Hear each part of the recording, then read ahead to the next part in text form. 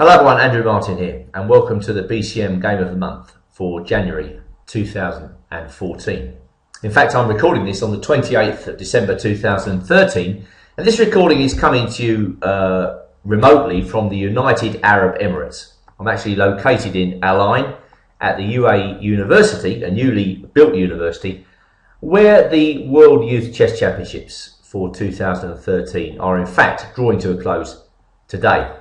So I apologise for advance about the somewhat unusual recording circumstances. There might be some background noises whilst this recording is going on. Never mind. Well, there's an awful lot of chess going on in the world at the moment. I've resisted the temptation to choose a game from the World Youth Championships because it's not yet complete. My game this month caught my eye. It's a very interesting game which comes from the Groningen Open tournament currently taking place in Holland. This is an event in progress. It comes from one of the earlier rounds played on the 21st of December, and it's between Grandmaster Andriasian playing with the white pieces and a Dutch player called Burg. Now there's a 400 ELO rating point difference between the two players in this game. So I would imagine that in an early round of an open tournament, the Grandmaster would just want to put the weaker player away quickly. That would be his aim. Berg's aim, meanwhile, with black is to cause some disruption and possibly to even cause a shock against his really strong opponent. So this will be an interesting struggle, and it caught my eye because it features an opening which many club players have actually taken to their hearts in recent years, and that is to say the line of the Perk defence where black plays with knight bd7. Now I remember a big book which I believe was self-published coming out a few years ago called The Lion, where a couple of Dutch players tried to prove that this was actually a really good way for black to proceed, as with the subsequent e5 played in this move order, black avoids a lot of the tricky ways that white can play against the Philidor. So black hopes to play the Philidor in improved circumstances. The disadvantage of this line is although black bypasses a number of move orders, he invites other move orders from white based around the move f4. And naturally Andriasian takes advantage of this possibility. White has no need to mechanically move his knight out to f3. Instead he can set up a much more aggressive setup with f4 and then knight f3. And this setup is really critical to black's chances in this whole opening variation. Well, there's nothing new yet. Berg takes on d4 and white decides to capture with the queen. Equally possible is the capture with the knight, but throughout this game it seems to me that Andriasian is very ready to play aggressive moves. He wants to put Berg away and move on to the next round as quickly as possible. Well, on the face of it, queen takes d4 looks good. But, of course, the difference between this position and the Perk is that black's bishop is on f8 and not g7. So what that means is that black is always looking out for tactical ideas based upon the move d5. Especially with the white queen on d4. The bishop shoots out to c5. The knight comes to g4. Suddenly white could be in trouble in this line if he doesn't watch his step. And black sets all this up with c6. Now d5 is very much on the cards, followed by bishop c5, and another big benefit of c6 is that, of course, the black queen can now stream out to the attack. I mean, it's easy to imagine the black queen coming out to b6 or a5. Well, I imagine Andriasian has got this under control. He played bishop e3, and now black played this move d5. e5, very much the critical move. White's also castled in this position, and he's played e takes d5. In both cases, black will play bishop to c5.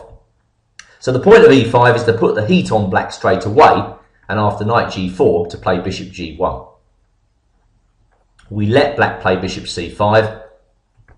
White retreats his queen in safety, and now when black trades on g1, white takes back. Now we reach another critical position in this line. Now at first sight this looks horrible for black. because, you know, you think, well, where's he going to put his king? h3 is an automatic move by white, followed by g4. That knight could be shut out of the game, and black is behind in development. But at second glance, we see that actually with queen b6, black works up some chances in this position. He's hitting b2. He's threatening to simplify with a move like queen e3 check. And there are also possibilities of the decoy move, knight takes h2 in the position, which, if white captures that knight, of course the rook on g1 is loose. So it's not all doom and gloom for black, and as we'll see, you know, black can defend this position if he plays carefully. It looks bad, but it's not that bad. Well, Andriasian played the natural move, castles on the queen side. At least it looks natural to me. Now, what else has been played? Well, of the moves that have been tried here, I would say that knight a4 is the most common, inviting a certain simplification here after queen e3 check. Well, we take that. Black takes back with the knight, bishop d3. This may be a little better for white, but it's not totally conclusive after b5, knight c3, and now black can choose between knight c5 and knight b6. Black's position could be okay in this line, although again I slightly prefer white. Very dangerous to black, if we return to the game itself, is the immediate h3. More or less saying to black, well, you don't have any threats. And the point of this is to invite knight h2. There we see a typical tactic in this line, but white can play knight d4 here, and when black chops on f1 as he must, we go rook takes f1.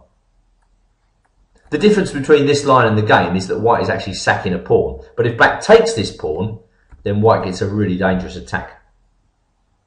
Here we see that white has every piece in play. He's threatening knight takes c6. He's threatening knight takes d5. He might be threatening e6 here. Black is going to have to play really carefully for quite some time to come. At the same time, white has still to prove that he's got complete compensation for his pawn. I can see why Andriasian might not want to go in for this line. So going back, he decides to castle, and if black wants to play queen e3, okay, we'll let him. Black played knight takes h2. Very tempting, but it does lead to a position which is difficult to defend. That's the only drawback with it. Much safer in this position, and a move which should give white cause for thought, is knight to c5. I think that's a much better move. And in the game Kochetkova versus Ava Mosa, the black players graded 2-4-6-9, Vienna 2012, the game continued. Knight d4, knight e6. Black is aiming for simplification here. The knights came off. Black put her knight in on e3. And now there were some general exchanges, which, frankly, suited black. And after bishop f5, is black so much worse here? I'm not sure that she is. In fact, black went on to win this game in 45 moves. So that short line gives you an indication of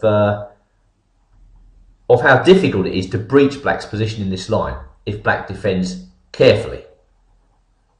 Well, all right, let's return to the game now, where white castled. Black went in for this risky grab on h2.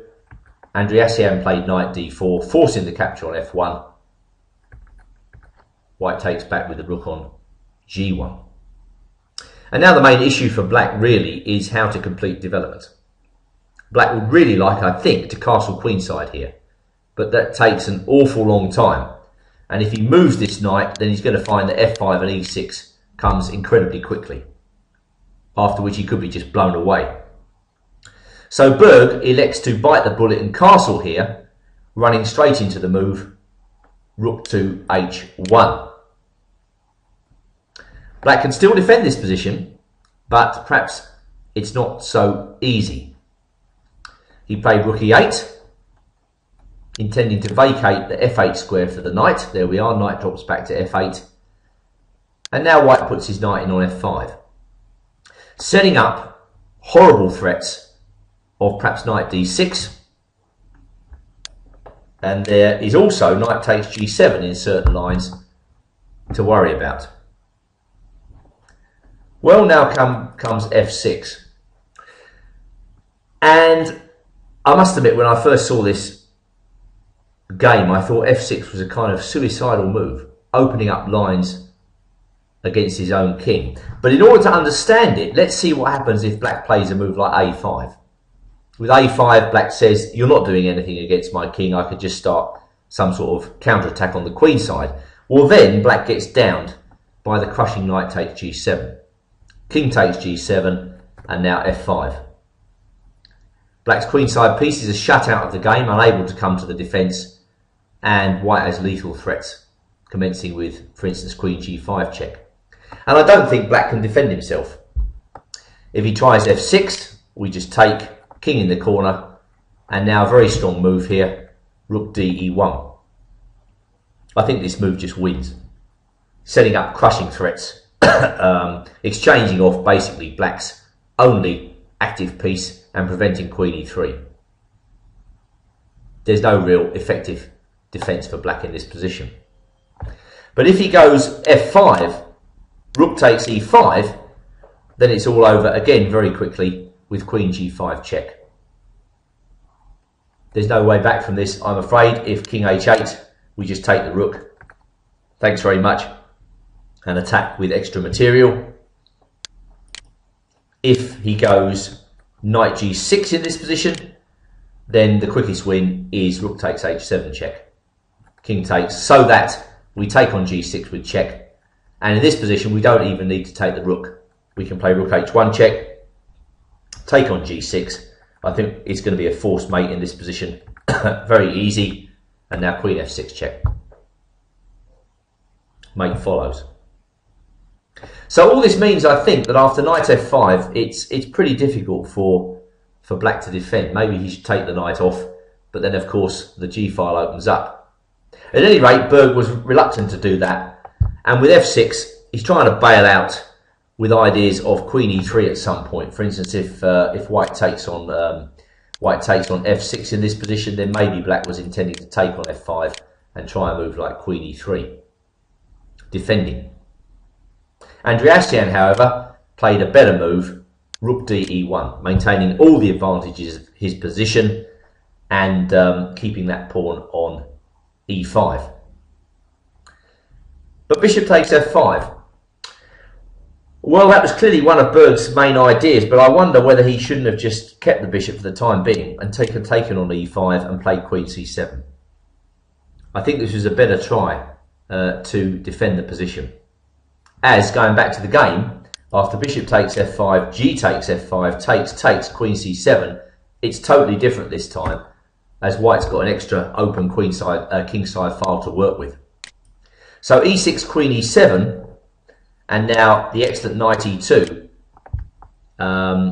gave black real problems.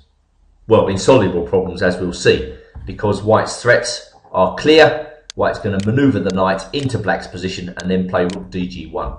It's a three-stage plan, followed by a crunching attack on g7. And in the game, black could not parry it. The knight came to g3. Black played his pawn to h6. Well, it's hard to offer advice. If he goes rook e7 here, I think the best move is just to defend the pawn, setting up ideas of knight h5, and if queen g5, rook g1, takes, exchanging the queens doesn't even help. White crunches through with f6. White's just got too many pieces, too much firepower in the business zone around the black king. The finish was nice. Black played h6. White put the knight on g5. Black tried to bail out. Rook eg1, very similar to the last line, but this way round there was a check on f6, forcing the king to h8, and then the beautiful rook takes h6 check. And to his credit, Burg allowed checkmate. There we are, rook g8, checkmate. So an interesting game, which throws up some questions about the viability of this lion defence. Black's path to a good position here was actually quite narrow, and in this particular game, Burg became intimidated by an attack from Andriasian and failed to beat back the attack.